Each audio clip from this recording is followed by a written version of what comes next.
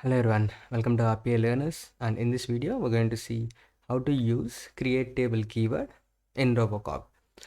And the create table keyword has three different arguments, and we're going to see the future videos about DataTable Automation.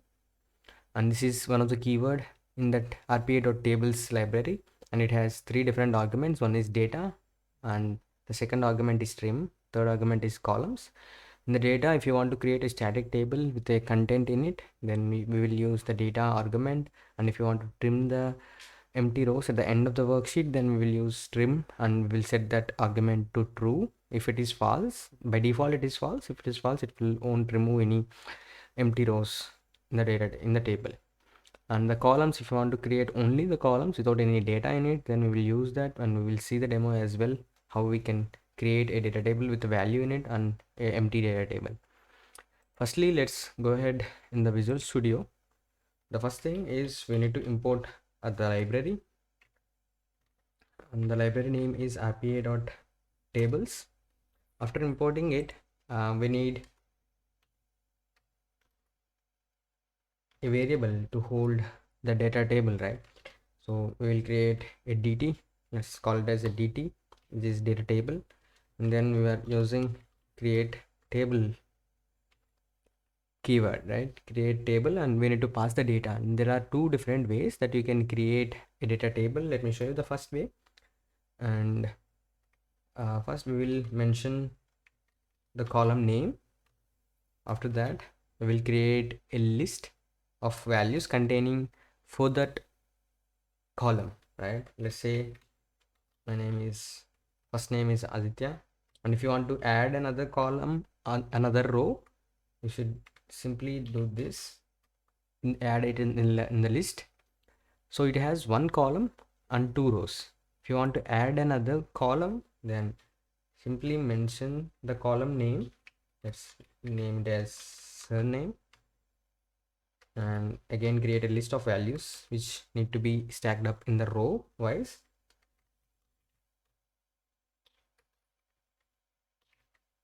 Right, let's save this, and now the data table is created. It has two columns in it and also two rows in it, and we need to display the DT. We will log the DT so that we can see it. Let's start executing it.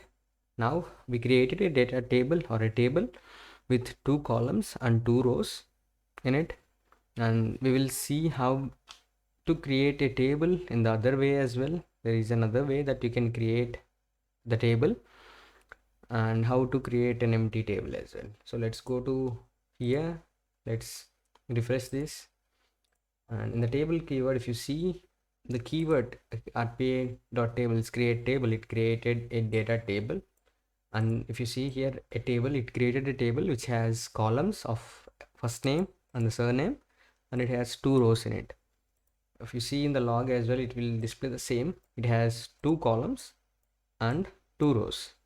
So let's go to Visual Studio again. I will show you the second way, right?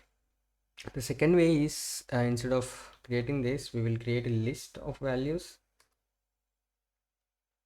Inside it, we will derive a key value pair.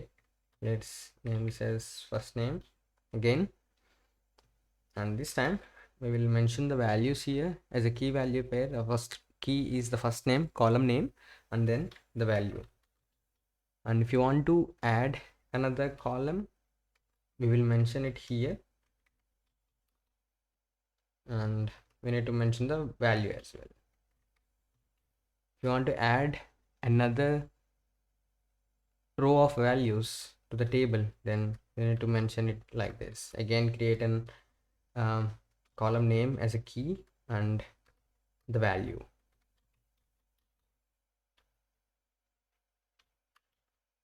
And let's name it as surname,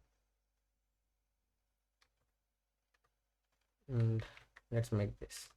So this is the same data table that we're creating, but in a different format and a key value pairs. Instead of passing all the data in a list, we are passing it in a key value pairs. That is the only difference between this and that. And we have another way of doing it for the static. Let's refresh this. You see here, this time we have the first name and the surname as well, F name and the S name, and we have 2 rows in it.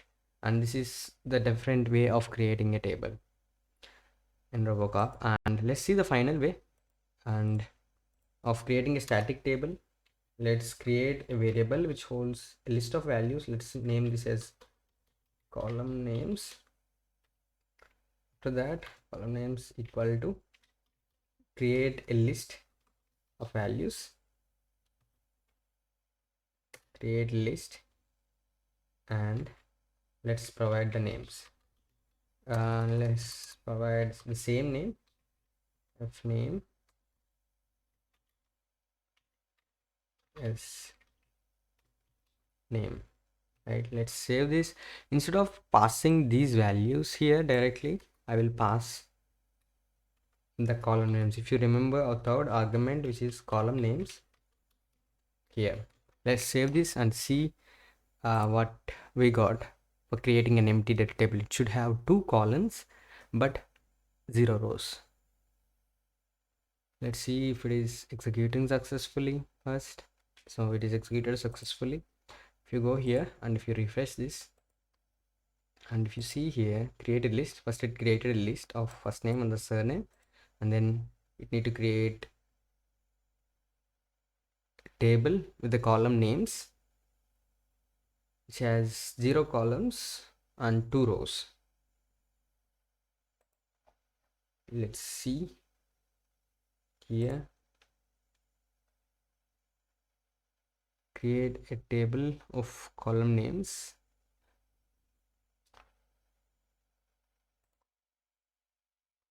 Yes, the reason that it took these 2 values as the rows, because if you remember, the first argument is data and then the third argument is columns, so we need to mention it as columns here so that it will take it as columns instead of a data that is inserted in rows.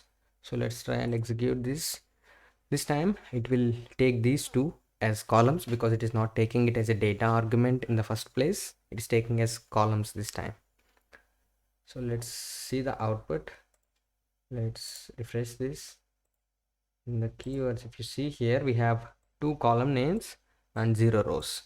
So this is how you create a static data table so that you can add some more data when you are processing the process and when creating the process automation. And that's it for this video on creating a table or a data table in Robocorp using the create table keyword. And that's it for this video. If you like this video, please give it a like. If you haven't subscribed to our channel yet, please consider subscribing for more videos. Thanks for watching.